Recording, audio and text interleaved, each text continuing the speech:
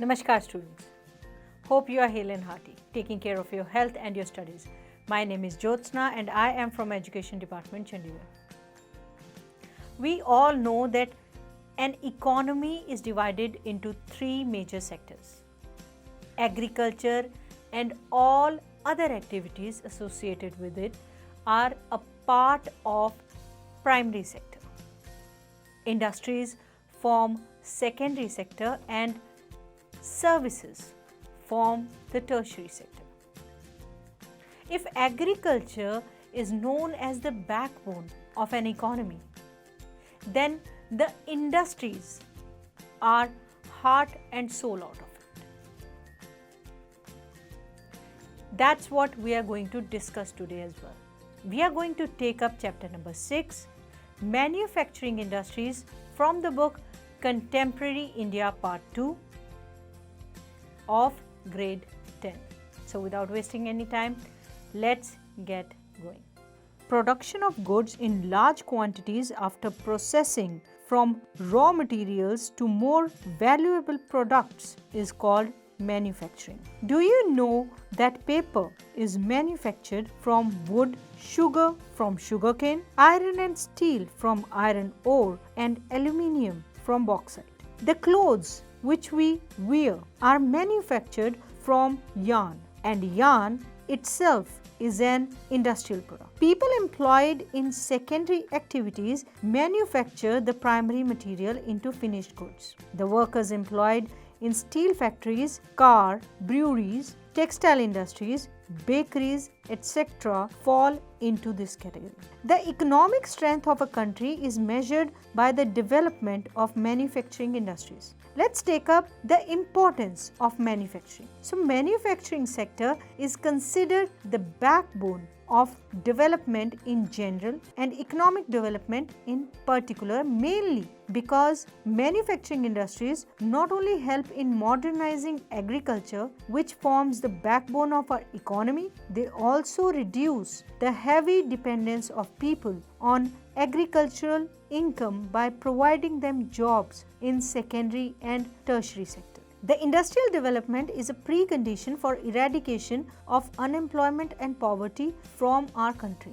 This was the main philosophy behind public sector industries and joint sector ventures in India. It was also aimed at bringing down regional disparities by establishing industries in tribal and backward areas.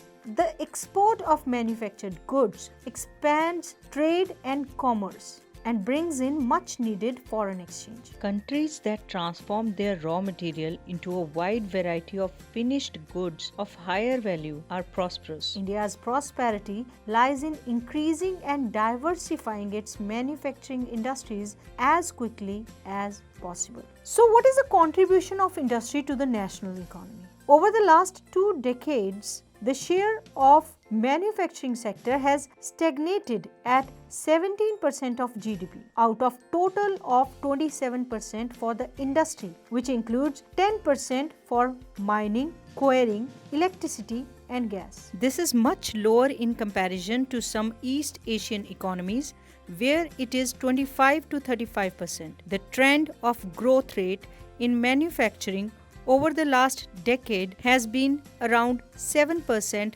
per annum. The desired growth rate over the next decade is 12%.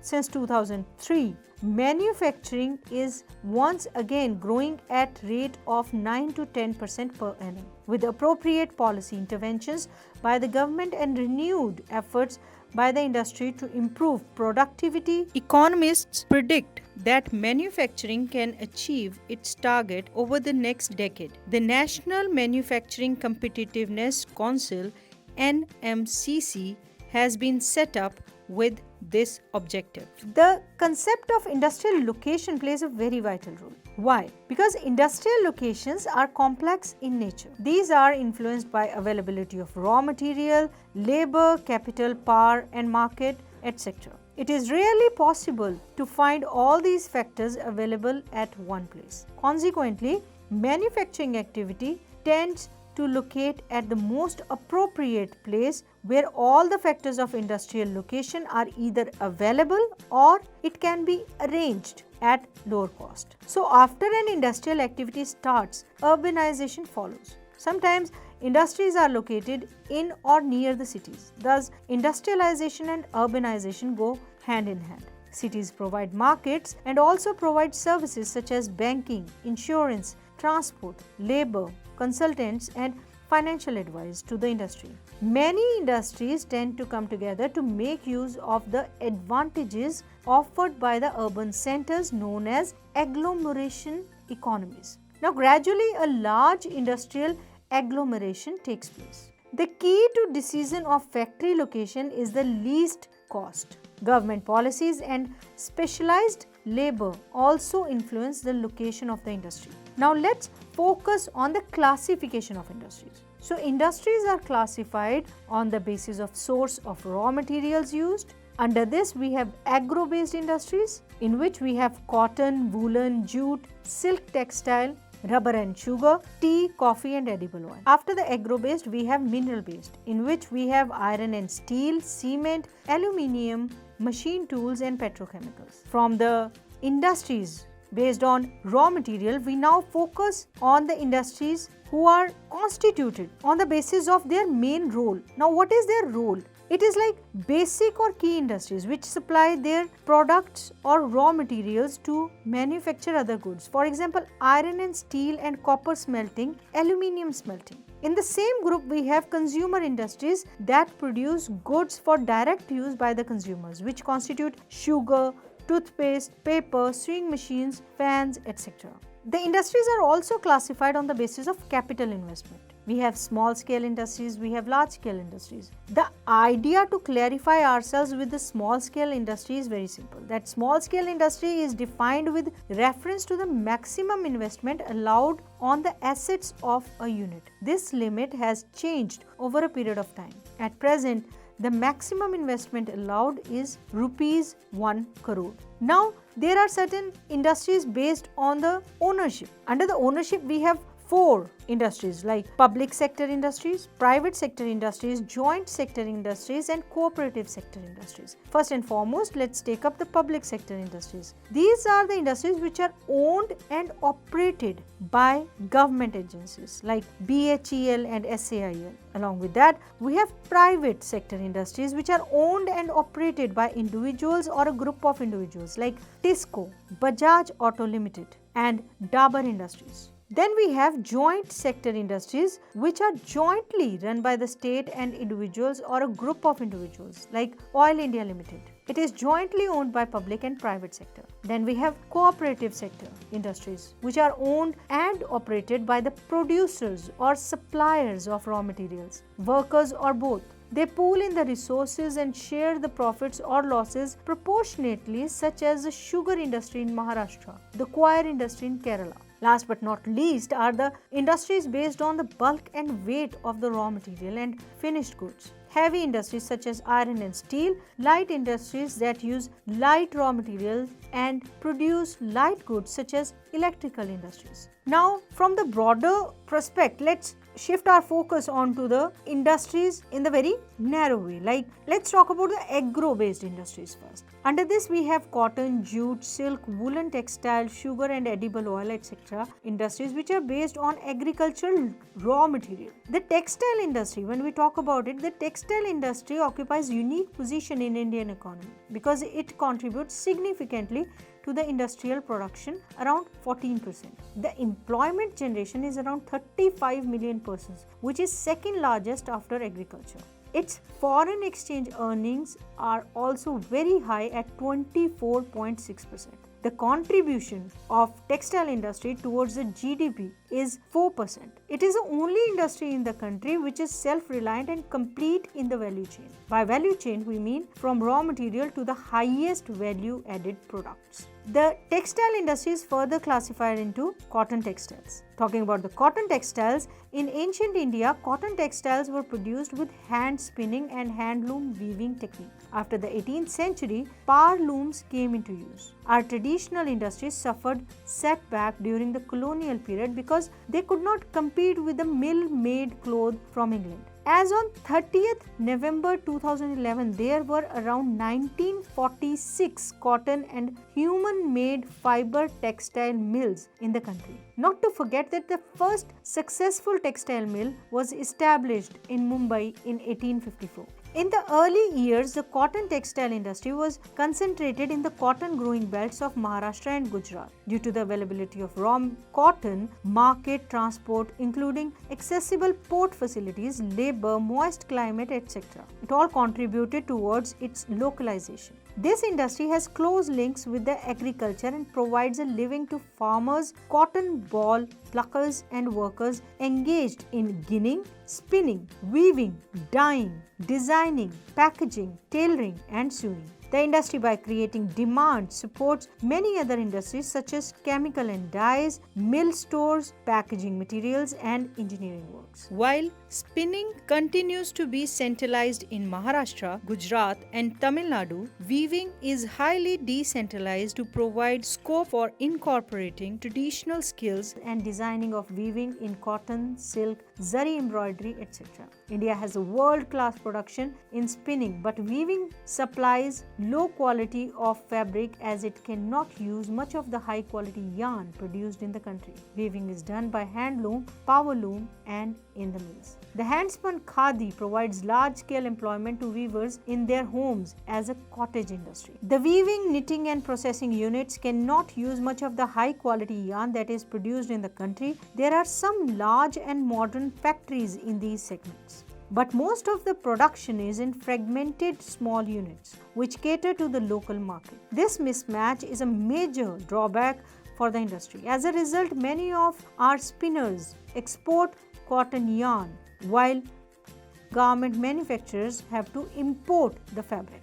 The major problem with this sector is the power supply, which is erratic, and machinery needs to be upgraded in the weaving and processing sectors in particular. Other problems are the low output of labor and stiff competition with the synthetic fiber industry. From cotton textiles, let's focus on to the jute textiles. India is the largest producer of raw jute and jute goods and stands at second place as an exporter after Bangladesh. There were about 80 jute mills in India in 2010 and 11. Most of these are located in West Bengal, mainly along the banks of the Hooghly River in a narrow belt of 98 kilometers long and 3 kilometers wide.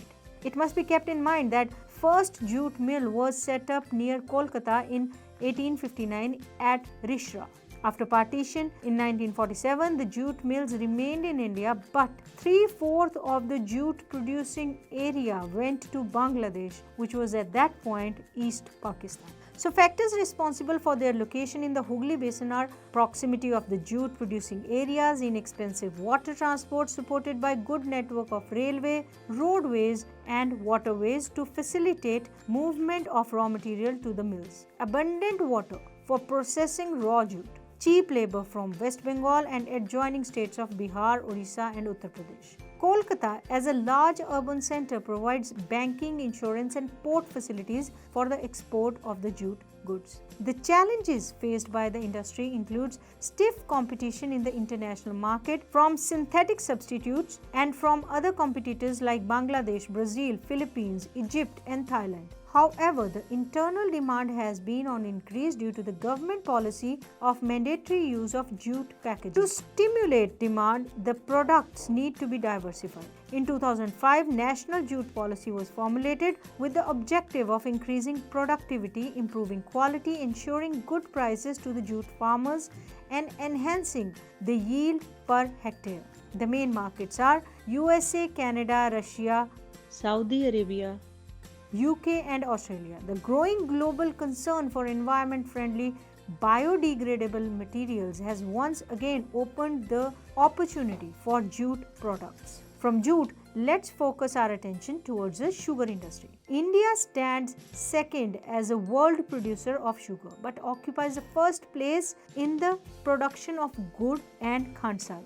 The raw material used in the industry is bulky and in haulage its sucrose content reduces. In recent years, there is tendency for the mills to shift and concentrate in the southern and western states, especially in Maharashtra. This is because the cane produced here has a high sucrose content. The cooler climate also ensures a longer crushing season. Moreover, the cooperatives are more successful in these states. Major challenges include the seasonal nature of the industry, old and inefficient methods of production, transport delay in reaching cane to the factories. Now let's talk about the mineral-based industries. Industries that use minerals and metals as raw materials are called mineral-based industries. Let's talk about iron and steel industry. First and foremost, the iron and steel industry is the basic industry since all the other industries, heavy, medium and light, depend on it for their machinery. Steel is needed to manufacture a variety of engineering goods, construction material, defense, medical, telephonic,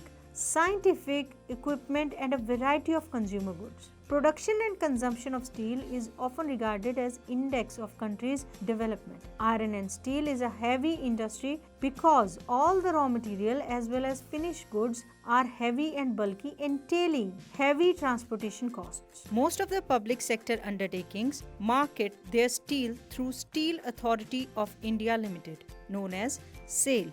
In the 1950s, China and India produced almost the same quantity of steel. Today, China is the largest producer of steel. China is also the world's largest consumer of the steel. In 2004, India was the largest exporter of steel, which accounted for 2.25% of the global steel trade. Chota Nagpur Plateau region has the maximum concentration of iron and steel industries. It is largely because of the relative advantage this region has for the development of this industry. These include low cost of iron ore, high grade raw material in proximity, cheap labor and vast growth potential in the home market. Though India is an important iron and steel producing country in the world, yet we are not able to perform to our full potential largely due to high cost and limited availability of coking coal, lower productivity of labor, irregular power supply of energy and poor infrastructure. We also import good quality steel from other countries. However, the overall production of steel is sufficient to meet our domestic demand. Liberalization and foreign direct investment have given a boost to the industry. With the efforts of private entrepreneurs, there is a need to allocate resources for research and development to produce steel more competitively. Let's talk about aluminium smelting now. Aluminium smelting is the second most important metallurgical industry in India. It is light, resistant to corrosion, a good conductor of heat, malleable and becomes strong when it is mixed with other metals. It is used to manufacture aircraft, utensils and wires. It has gained popularity as a substitute of steel, copper, zinc and lead in a number of industries. Aluminium smelting plants in country are located in Odisha, West Bengal, Kerala, Uttar Pradesh, Chhattisgarh, Maharashtra and Tamil Nadu. Bauxite, the raw material used in the smelters, is a very bulky, dark reddish colored rock. Regular supply of electricity and an assured source of raw material at minimum cost are the two prime factors for the location of this industry. Now let's talk about the chemical industries. The chemical industry in India is fast growing and diversifying. It comprises both large and small scale manufacturing units. Rapid growth has been recorded in both inorganic and organic sectors. Inorganic chemicals include sulfuric acid, used to manufacture fertilizers, synthetic fibers, plastics, adhesives, paints and dye stuff. Nitric acid, alkalis, soda ash, which are used to make glass, soaps and detergents, and caustic soda. These industries are widely spread over the country. Let's talk about the fertilizer industry first and foremost. The fertilizer industry is centered around the production of nitrogenous fertilizers, mainly urea, phosphatic fertilizers and ammonium phosphate, and complex fertilizers which have a combination of nitrogen, phosphate and potash. The third, potash, is entirely imported as the country does not have any reserves of commercially usable potash or potassium compounds in any form. India is the third largest producer of nitrogenous fertilizer. There are 57 fertilizer units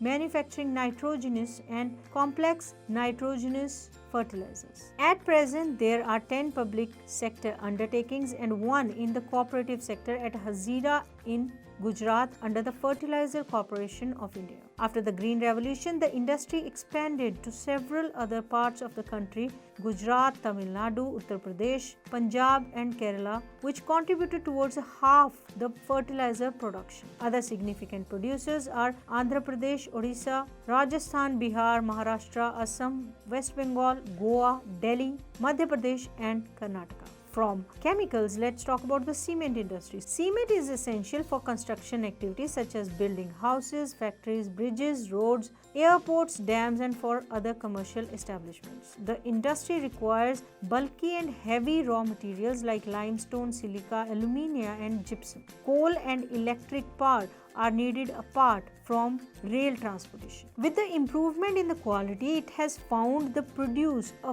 readily available market in East Asia, Middle East, Africa and South Asia, apart from a large demand within the country. This industry is doing well in terms of production as well as export. Efforts are being made to generate adequate domestic demand and supply in order to sustain this industry. After the cement, we have automobile industry. Automobiles provide vehicle for quick transport of goods, services and passengers. Trucks, buses, cars, motorcycles, scooters, three-wheelers and multi-utility vehicles are manufactured in India at various centers. The industry is located around Delhi, Gurgaon, Mumbai, Pune, Chennai, Kolkata, Lucknow, Indore, Hyderabad, Jamshedpur and Bengaluru. Now we talk about the most recent one, information technology and electronics industry. The electronics industry covers a wide range of products from transistors set to televisions, telephones, cellular telecom, pagers, telephone exchange, radars, computers and many other equipments required by the telecommunication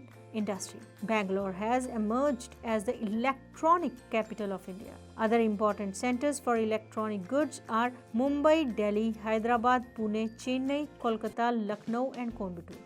The major industry concentration is at Bangalore, Noida, Mumbai, Chennai, Hyderabad and Pune. A major impact of this industry has been on employment generation. It is encouraging to know that 30% of the people employed in the sector are women. This industry has been a major foreign exchange earner in the last 2 or 3 years because of its fast growing business processes outsourcing, well known as BPO sector. The continuing growth in the hardware and software is the key to the success of IT industry in India. Now, the major concern with the industrial sector is the pollution and environmental degradation. So, although industries contribute significantly to India's economic growth and development, the increase in pollution of land, water, air, noise and resulting degradation of environment that they have caused cannot be overlooked. Industries are responsible for 4 types of pollution: air,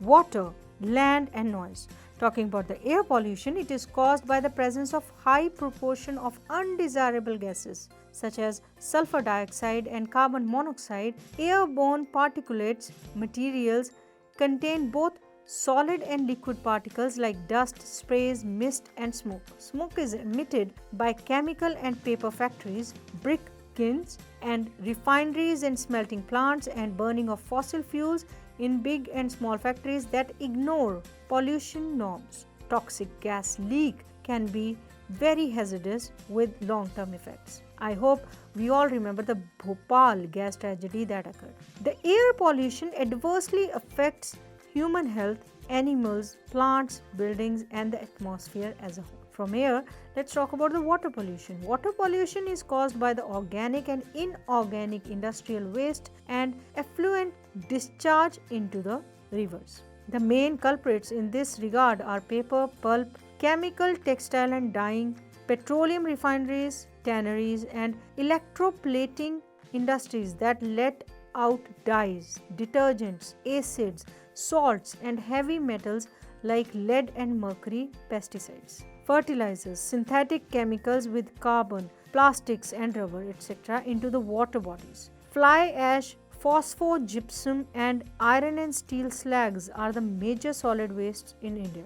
From water, let's talk about the thermal pollution. About the thermal pollution of water occurs when hot water from factories and thermal plant is drained into the rivers and ponds before cooling. So how does it affect the aquatic life? So waste from the nuclear power plant, nuclear and weapon production facilities cause cancers, birth defects and miscarriages. Soil and water pollution are closely related. Dumping of waste, especially glass, harmful chemicals, industrial effluents, packaging, salts and garbage renders the soil useless. Now let's talk about noise pollution. Noise pollution not only results in irritation and anger, it can also cause hearing impairment, increased heart rate and blood pressure among the physiological effects. Unwanted sound is an irritant and a source of stress. Industrial and construction activities, machinery, factory equipment, generators, saws and pneumatic and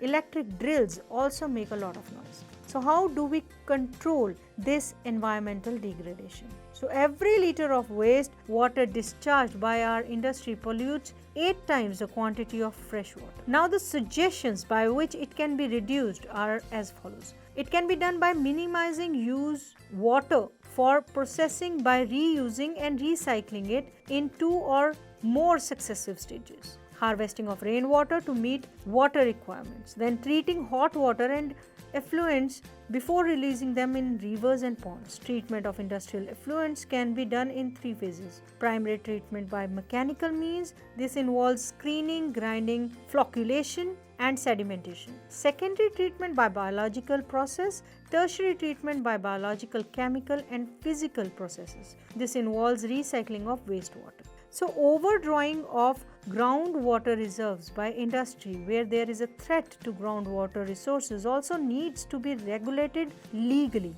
Particulate matters in the air can be reduced by fitting smoke stacks to factories with electrostatic precipitators, fabric filters, scrubbers and inertial separators. Smoke can be reduced by using oil or gas instead of coal in the factories. Machinery and equipment can be used and generators should be fitted with silencers. Almost all machinery can be redesigned to increase energy efficiency and reduce noise. Noise absorbing material may be used apart from personal use of earplugs and earphones. The challenge of sustainable development requires integration of economic development with environmental concerns. NTPC shows the way. NTPC is a major power providing corporation in India. It has ISO certification for EMS. By EMS, we mean Environment Management System 14001. The corporation has a proactive approach for preserving the natural environment and resources like water, oil, and gas, along with fuels in places where it is setting up power plants. This has been possible through, first and foremost, the optimum utilization of equipment, adopting latest techniques and upgrading existing equipment. Then, minimizing waste generation by maximizing ash utilization. The next point they keep in mind is providing green belts for nurturing ecological balance and addressing the question of special purpose vehicle for afforestation. Then reducing environmental pollution through ash pond management, ash water recycling system and liquid waste management.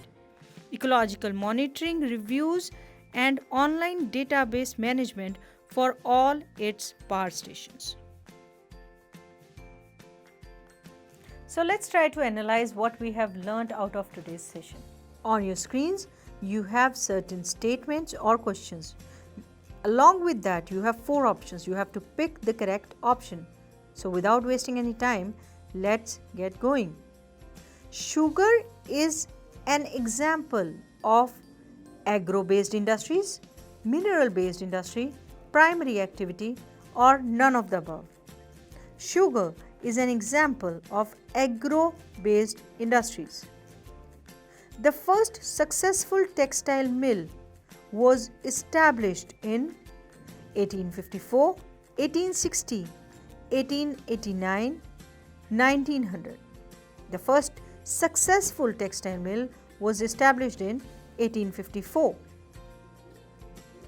In India, when was the first jute mill established? 1863, 1855, 1851 or 1860? The correct answer is 1855. The largest producer of steel is China, India, USA or Brazil? Yes, the largest producer of steel is China. Make in India is a sincere effort made on the part of Government of India to strengthen the manufacturing industries. We sincerely hope that India achieves greater heights and becomes a global leader in the manufacturing sector. With this, we sign off today's session. We'll be back with many more videos. Till then, stay safe, stay healthy and keep learning. Namaskar.